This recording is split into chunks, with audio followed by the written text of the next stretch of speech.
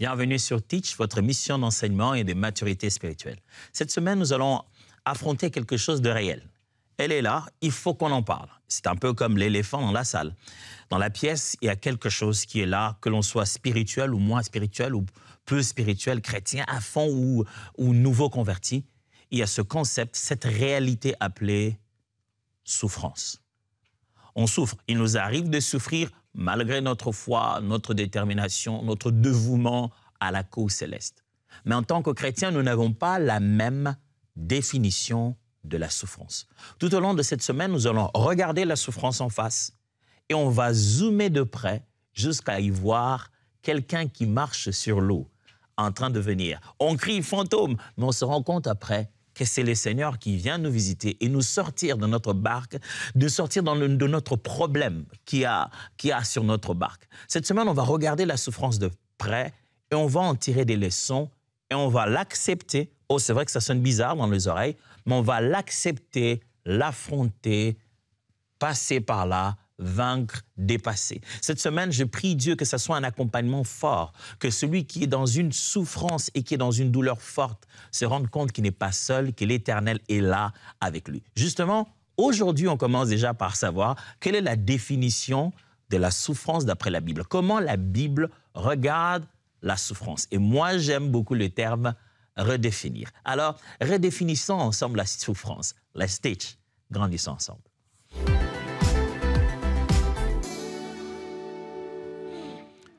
Personne n'aime entendre ce mot-là. Pourtant, ça nous arrive. Certains préfèrent cacher. Ils se sentent plus matures s'ils n'en parlent pas. Ils se sentent plus chrétiens. Certains même ont l'habitude de ne même pas oser confesser ça parce qu'ils trouvent que c'est du négatif. Je ne vais pas confesser ma souffrance. C'est comme si je l'installe dans mon climat spirituel. Quelle que soit votre manière de traiter, de dealer avec la souffrance, moi, je voudrais ici vous montrer que Dieu est au milieu même de ce que nous appelons souffrance. Voilà comment j'aimerais que vous puissiez regarder la souffrance tout au long de cette semaine. C'est comme si Dieu vous dit, voici à l'école de la vie, à l'université de la vie. Vous êtes inscrit, voilà, ok, je suis devenu enfant de Dieu, je suis inscrit. Et dans votre liste d'enseignants, vous allez vous cliquer, souvent, moi je vois comme ça, tu vas à l'université, on met la liste de tous les enseignants. Vous voyez votre prof d'apologétique, votre prof de sémiologie, votre prof, je ne sais pas moi, de marketing, de business. Et parmi les profs qui nous enseignent la vie de Christ, l'Esprit de Dieu, lui, il est là, c'est le doyen de la faculté, mais il utilise plusieurs autres profs. Autant il utilise la joie, la prière. Il y a un prof qui enseigne une matière très difficile. Personne n'aime ce cours-là. Et après qu'il ait enseigné, très peu de gens ont compris. Ça demande à ce que quand il a fini d'enseigner, quelqu'un vienne un peu nous accompagner. Parce que souvent, ce n'est pas ce que nous fait subir le prof qui est l'enseignement, mais c'est ce qui en découle qui est le meilleur enseignement. Comme dans toutes les facultés, on a un prof, on dit « Ah non, sa matière est difficile. Non, la philologie, la philosophie antique, non, ça me fait dormir ce cours-là. Les profs, ils parlent trop, moi, j'arrive plus à suivre. » Ou c'est les maths, là, c'est de la géométrie, c'est la trigonométrie. Alors, il y a un prof de la vie engagé par Dieu qui s'appelle souffrance. Ces cours sont durs, mais ces cours sont obligatoires.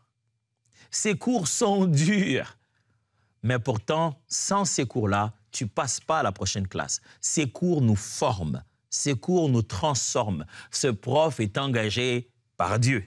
C'est comme ça que j'aimerais que vous puissiez voir la souffrance tout au long de cette semaine. Dieu peut être en plein milieu de la souffrance. Et pour ça, on doit d'abord la comprendre. Voici la première des choses que j'aimerais que vous puissiez retenir. C'est que la souffrance est une pression réelle et non une illusion. La souffrance est une pression réelle. Ce n'est pas une illusion. La Bible, lorsqu'elle parle de la souffrance, elle nie pas la souffrance. La Bible ne dit pas la souffrance n'existe pas. La Bible, lorsqu'elle parle de la souffrance, elle ne la divinise pas. Elle n'en fait pas des éloges de gloire. Elle ne la glorifie pas non plus. La Bible n'est pas inconsciente. Ce n'est pas un livre des illuminés qui veulent imaginer juste un avenir somptueux, un ciel et une terre remplis de joie. Non, non, non, non, non. La Bible n'est pas là pour nous faire dormir face à la réalité. La Bible regarde en face la souffrance. Elle utilise des fois le mot affliction, détresse, angoisse. C'est réel. La Bible met la souffrance juste là au milieu, on la regarde. Elle n'est pas une illusion. Mais c'est une pression qui existe. 2 Corinthiens, chapitre 4, versets 8 à 9. Voilà ce qui est dit. 2 Corinthiens 4, 8 à 9. Nous sommes pressés de toute manière, mais non réduits à l'extrémité. Dans la détresse, mais non dans le désespoir. Persécutés, mais non abandonnés. Abattus, mais non perdus. J'aime ces encouragements de Paul. Il dit, il y a de la pression. On en est conscient. Il commence par dire, nous sommes pressés de toute manière. Nous sommes pressés, on ressent. Frère, peut-être qu'en m'écoutant aujourd'hui, vous êtes aussi pressés. Vous dites, c'est déjà la fin du mois, et puis entre-temps, il y a cette affaire, et puis le mariage, ça ne marche pas. Dans tous les cas, mon mari ne me comprend pas, et puis il y a la pression. C'est comme si je donne tout à tout le monde et personne ne me donne rien. Vous savez, ces jours où tu te réveilles, tu te dis, c'est comme si je suis un éléphant et que tout le monde s'est dit, je suis tellement gros chacun peut couper sa petite part. Et ils oublient qu'à force de prendre une petite part, ils sont en train de me tuer à petit feu. Tu as l'impression que tu dois à tout le monde et personne ne te doit rien. C'est des petits moments comme ça, des dépressions. Et tu sens que tu souffres. Tu dis, mais Dieu, est-ce que tu ressens ça? Écoute, les apôtres ont ressenti aussi. Que ce soit pour le compte de l'œuvre de Dieu, en tentant même d'accomplir la volonté de Dieu, en essayant d'accomplir ses responsabilités parentales, familiales, même les enfants ressentent ça. Paul dit, on est pressé de toutes les manières, mais on n'est pas réduit à l'extrémité. On est dans la détresse, mais non dans le désespoir. On est persécuté, mais non abandonné. On est abattu, mais non perdu. Frère, la souffrance existe, sa pression est réelle, mais elle ne cause pas notre explosion. Oh, gloire à Dieu. Ça peut presser de toutes parts, mais on n'explose pas. Merci Seigneur. Ça peut venir de partout, de haut en bas, de gauche à droite. On a pressé, mais on n'explose pas. On est toujours là. J'ai une bonne nouvelle pour vous. Si vous êtes encore vivant, c'est que la pression de la souffrance n'a pas eu gain de cause sur vous. C'est que quel que soit ce qui presse, que ce soit Dieu qui tente de te presser pour te rendre fort, que ce soit le monde qui tente de te persécuter, tu es encore là. Et j'aime ce que la Bible dit, un chien vivant vaut plus qu'un lion mort. La souffrance est une pression réelle. Ce n'est pas une illusion. Elle est là, Paul accepte et se dit, on le ressent, mais on n'en est pas mort. C'est un peu comme conduire un véhicule. Moi, j'ai conduit des véhicules dans des endroits et j'ai chargé des véhicules à des endroits. Il me faudra trop de temps pour vous expliquer qu'est-ce que ça signifie vraiment pour que tout le monde me comprenne. Mais des fois, il y avait des charges. Alors, quand je vous dis décharge, c'est décharge. Je n'oublierai jamais que le moment le plus complexe de ma vie où j'ai vu une machine, un moyen de locomotion chargé bizarrement. C'était la fois où j'étais quelque part en Ouganda et que je marchais, je faisais mon repos. J'ai vu un motard rouler sur la route, c'était en TB, et ce qu'il avait porté, vous n'allez pas croire. Il avait porté un lit, pas un matelas. La structure du lit déjà fixée, tout un lit. C'est-à-dire que quand il roulait, vous ne pouviez pas rouler à côté de lui. C'était chargé. Vous pouviez voir un motard seul avec un lit. Donc, ça dépassait de partout. Quand vous regardiez les pneus, vous pouvez voir que les pneus en subissent un coup, mais ça roule. Les pneus vous disent que c'est chargé. Vous sentez que les pneus sont compressés, mais ça marche, ça roule, ça avance. J'ai une bonne nouvelle pour quelqu'un. Vous êtes peut-être comme ces pneus qui ressentent le poids de la pression. La Bible en est consciente. Le Dieu de la Bible en est conscient. Mais vous n'allez pas exploser. Il n'a pas dit qu'il va vous abandonner. Il a promis de vous amener jusque de l'autre bord. La pression de la souffrance est une réalité. Et je ne vous annonce pas ce message pour vous dire que ça n'existe pas. Ça existe. Je n'essaie pas de vous amener dans un genre de déni basé sur la chrétienté. La Bible est claire, la souffrance existe, la pression existe. Mais autant tu es pressé, tu ne vas pas exploser. Romains chapitre 8, verset 22. Or, nous savons que jusqu'à ces jours, la création tout entière soupire et souffre le douleur de l'enfantement. Vous voyez ce que l'apôtre dit ici? Il dit, même la création elle-même est dans une forme de douleur, elle est sous pression. Vous n'êtes pas le seul. Toute la nature elle-même, elle est dans une forme de douleur d'enfantement. Elle est sur le point de passer à quelque chose d'autre. Ta pression peut être signe que tu es sur le point de passer à quelque chose d'autre. Donc, on tente de définir ensemble la pression, de la regarder selon le modèle biblique, de redéfinir le sens de la pression. On dit que, la pression, elle est réelle, elle n'est pas une illusion, la Bible la reconnaît. Deuxièmement, Dieu n'est pas l'auteur du mal. Dieu n'est pas l'auteur du mal. Vous voyez comment j'aimerais bien que vous fixiez cela sur le mur et que vous puissiez savoir que cette phrase est bien choisie et elle a besoin d'être nuancée. Quand on dit que Dieu n'est pas l'auteur du mal, j'ai besoin de placer de l'équilibre avant de continuer. Quand vous lisez la Bible dans son entièreté et que vous voulez faire soin d'usage des mots justes, quand je dis Dieu n'est pas l'auteur du mal, vous pouvez tomber dans la tentation de dire que c'est une affirmation discutable. Pourquoi? Parce que simplement, plusieurs textes, les textes forts de la Bible qui disent « Arrive-t-il un malheur sans que Dieu en soit la cause ?» Ça peut être déjà un des textes qui peut vous troubler. Simplement, la simple raison, c'est que la langue hébraïque, c'est une langue d'action. Donc, tout se dit en sens actif et il n'y a pas trop de passivité. Et deuxièmement, la croyance hébraïque considère que Dieu est la source de tout. C'est-à-dire qu'il ne peut pas exister quelque chose qui puisse venir en existence sans que Dieu en soit la source. Et ça, c'est une vérité. Dieu est le point de départ de tout. En disant qu'une chose arrive-t-elle sans que Dieu en soit la cause, ça montre le fait que Dieu gère l'univers. S'il ne l'a pas permis, rien ne peut arriver. On comprend plus tard dans le Nouveau Testament le sens de cette volonté permissive de Dieu. Mais c'est aussi pour dire que, à la base, même ce qu'on appelle mal, c'est le revers de la médaille du bien. Si le bien n'existe pas, aucun mal ne peut se créer autour de ça.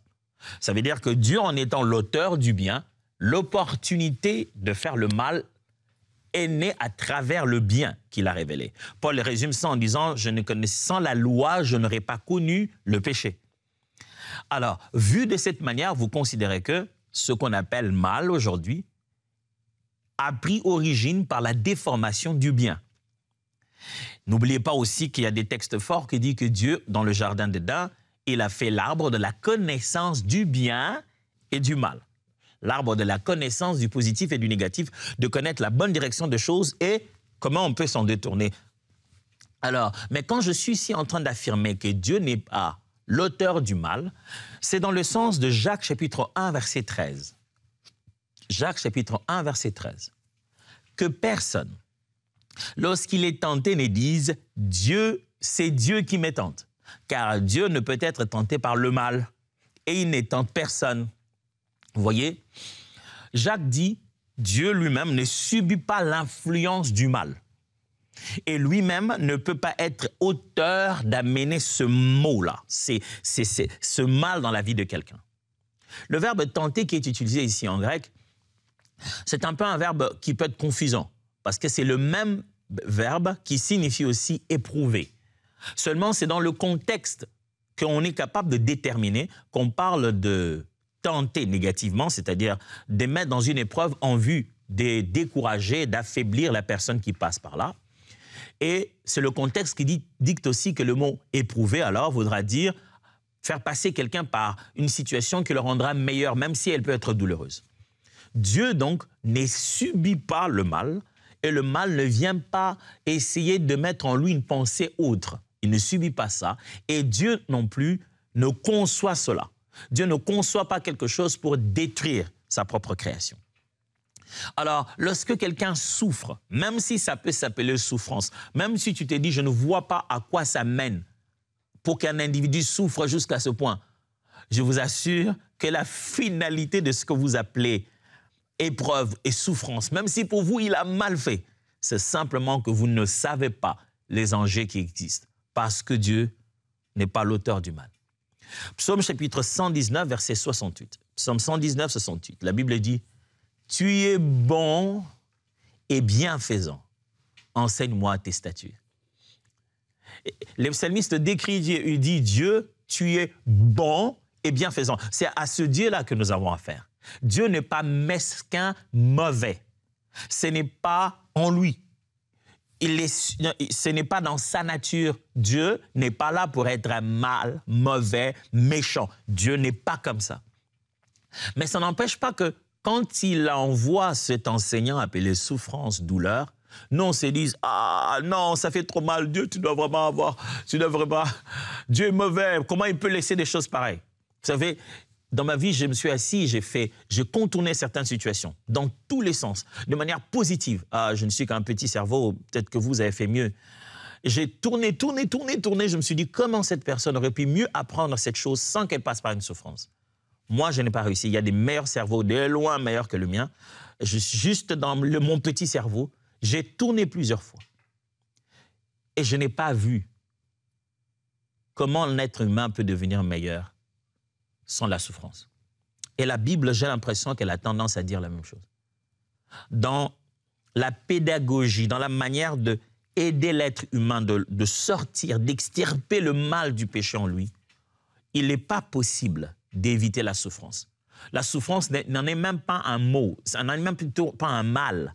Ce n'est pas une chose mauvaise. Ça fait partie de la thérapie. Il faut qu'on passe par là. Dieu, mes amis, n'est pas l'auteur du mal. Il ne conçoit pas, il ne se met pas à prévoir à te faire mal. Même si ça te fait souffrir, il ne vise pas ça. Ça, c'est un passage obligé. Tu ressens, c'est toi qui ressens la douleur. Mais c'est un passage obligé vers le bonheur. Troisième vérité. La plainte biblique est un acte de foi. La plainte biblique, vous voyez, j'ai bien mis entre parenthèses lamentation. Vous vous souvenez de ce mot, vous l'avez déjà vu dans la Bible. Lamentation de Jérémie. Alors, quand vous voyez dans la Bible le mot lamentation, l'idée, ce n'est pas comme on le penserait en français, se plaindre. En fait, lamentation, c'est un peu écrit après la chute d'Israël. Jérémie écrit ça un peu comme pour pleurer sur la situation de son peuple. Dieu avait parlé et Israël n'a pas entendu. Mais les lamentations ou les plaintes bibliques sont aussi un acte de foi pour dire que je pleure à ce Dieu-là, auprès de ce Dieu-là, le Dieu qui avait prévu, qui nous avait prévenus. Maintenant, le mal dont il nous avait prévenus est arrivé. À qui irai-je encore si ce n'est pas auprès de lui? Je viens pleurer auprès de lui qui a grâce, qui a la capacité de nous sortir de là. La lamentation ou les lamentations sont une preuve qu'on croit que Dieu est le seul capable de résoudre notre problème. Qu'à l'origine, si on l'avait écouté, on serait dans les meilleures conditions. Donc, si on va vers lui, il est le seul à nous sortir de notre difficulté. Ce n'est pas une façon de se dire, je me plains de ton incompétence, Seigneur. Quand même, un Dieu peut faire mieux que ça. Non, ce n'est pas ça, les lamentations. Ce n'est pas juste venir jeter ses plaintes, non. C'est venir dire, un peu comme dirait Pierre, à qui irons-nous? C'est toi qui as les paroles de la vie éternelle. Lorsque l'on passe par un temps de souffrance, selon la Bible, la souffrance par laquelle on passe nous donne le droit de faire ce qu'on appelle les plaintes bibliques ou les lamentations. Je précise très bien. Ce n'est pas se lamenter près des gens.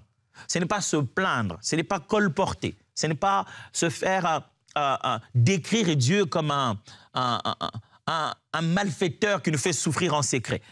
Un bourreau qui est là à faire souffrir ses victimes. Non, c'est rentrer près de lui et pleurer à ses pieds en disant « Dieu, ne vois-tu pas que nous souffrons? À qui irons-nous? Toi seul est la vérité. » Ça, c'est un acte de foi. Ça veut dire que tu fais confiance encore que c'est lui qui a la capacité de fixer la situation qui semble te faire souffrir.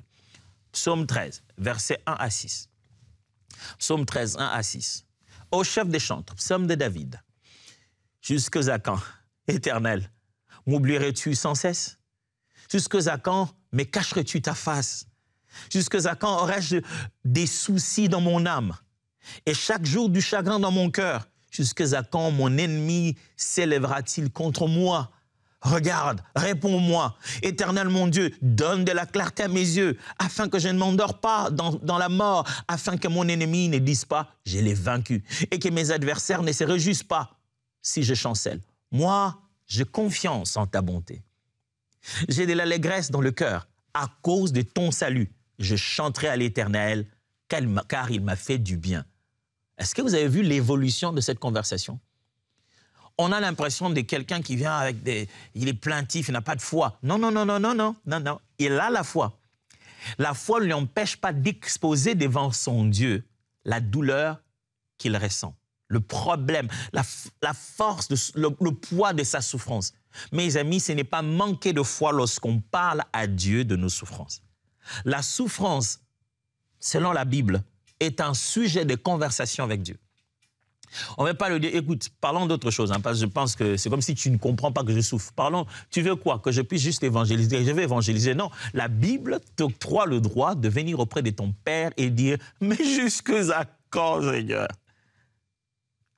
Mais comme un acte de foi. Et le psalmiste avance en disant, Éternel mon Dieu, donne de la clarté à mes yeux, afin que je m'endors pendant. Et il dit, moi, j'ai confiance en ta bonté. Lamentation, chapitre 3, versets 21 à 23. Voici ce que je veux repasser à mon cœur, ce qui me donnerait de l'espérance. Les bontés de l'Éternel ne sont pas épuisées. Ses compassions ne sont pas à leur terme.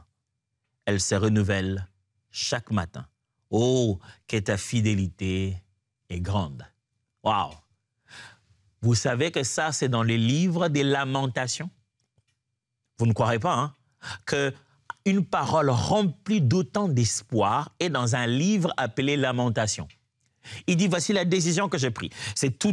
On va parler que de se lamenter, de se plaindre ici, mais on ne se plaint pas comme les hommes. On ne se plaint pas pour juste montrer notre frustration. On va vers le Seigneur pour demander secours. On exprime notre confiance à lui. Et voilà ce qu'on a décidé, c'est que les bontés de Dieu ne sont pas finies. Je ne me plains pas comme si j'étais devant une impasse, je me plains près de la seule personne qui a la solution. C'est une expression, une forme de prière, littéralement. Ça commence à changer un peu la façon de voir la souffrance, n'est-ce pas? Je commence d'abord par dire que la souffrance est une pression réelle, ce n'est pas une illusion. Je continue en disant que Dieu n'est pas l'auteur du mal que nous, on pense être mal. Et troisièmement, je dis que la plainte biblique, qu'on appellerait lamentation, si vous voulez, est un acte de foi, en fait. Et quatrièmement, Jésus a souffert avec et pour nous. Il est encourageant de savoir que la souffrance n'est pas une chose que subissent les gens qui adhèrent à la foi chrétienne. Non. Christ Jésus, base de notre foi, Dieu fait chair, même lui, puisque venant sur la terre et emporté la vie, le corps de l'être humain, n'a pas pu échapper. Parce que la souffrance n'est pas une chose dont on doit s'échapper. Ça fait partie du processus de notre maturation et de l'accomplissement de la volonté de Dieu. Dans le processus de la révélation de la volonté de Dieu sur la terre, il se passe cette étape où nous ressentons une pression forte que nous appelons souffrance. Et le Fils de Dieu venu sur la terre, au moment d'exploser le plan merveilleux de la gloire du Père, est passé par là aussi. C'est rafraîchissant de savoir que Jésus a souffert. La souffrance de Jésus a quelle différence? Il a souffert pour nous et il a souffert avec nous. Comment ça avec nous? Moi, je n'étais pas né. Justement, c'est ça tout le bonheur. Jésus-Christ a souffert pour que dans sa souffrance, il soit en train de nous accompagner dans la nôtre. Ésaïe chapitre 53, verset 3. Méprisé et abandonné des hommes, homme de douleur et habitué à la souffrance, semblable à celui dont on détourne le visage. Nous l'avons dédaigné. Nous n'avons fait de lui aucun cas. Le prophète prophétise au sujet des douleurs de Christ avant qu'il n'arrive. Il montre comment ça allait être. Hébreux chapitre 4, verset 15. Hébreux chapitre 4, verset 15. Car nous n'avons pas un souverain sacrificateur qui ne puisse compatir à nos faiblesses. Au contraire, il a été comme nous en toutes choses sans commettre le péché. Oh, ça veut dire que, hormis le fait de pécher, Jésus a ressenti ce que tu ressens. C'est important ça. C'est comme si tu allais voir un chirurgien qui est passé par la même opération. Il ne te parle plus comme un professionnel de la santé, il te parle comme un témoin. Quand il te dit, ouh, je sais, il faut que je puisse ponctionner un peu de ta moelle épinière, je t'assure, ces choses, ça fait mal. La fois, on me l'a fait à moi, là-haut, je t'assure que j'ai passé une semaine. Est-ce que vous ne sentez pas combien c'est rafraîchissant de parler à son médecin sans se dire quelque part au fond de sa tête, ah, il dit ça parce qu'il est médecin, il ne sait pas comment je vais en souffrir. Mais vous partagez ça, et les médecins te disent, je t'assure, ça fait mal. Il dit, ah, c'est vrai. Il dit, mais après, écoute, après ça passe. Hein, regarde, moi, je vais te montrer ma cicatrice. Ça m'a pris 2-3 semaines après. Cette identification avec le médecin. Allez, pas juste quelqu'un qui a souffert. Le médecin, c'est lui qui va fixer ton problème. Ne va pas le fixer que par connaissance théorique à ta situation. Mais il en a l'expérience. Oh, quelle bonne nouvelle de savoir que nous avons auprès de Père un sacrificateur qui a vécu la même chose que nous. Rappelle-toi donc, en tant qu'enfant de Dieu, redéfinis la souffrance. La souffrance, ce n'est pas une chose qui ne m'arrive qu'à moi parce que je manque la foi. Non, elle est une manière obligatoire de passer par un chemin qui manifeste le mieux la volonté de Dieu. Jésus lui-même l'a vécu. 5. Avant de se séparer, espérance ultime. Je voulais placer en nous l'espérance ultime en disant « pas de larmes pour toujours ». Frères et sœurs, nous ne souffrirons pas toujours. L'épreuve de la souffrance, la place de la souffrance est liée à ce siècle, à la condition pécheresse de l'homme et dans cet univers où nous vivons. Un moment viendra, un jour viendra. On n'aura plus besoin de souffrir parce que nous aurons été perfectionnés.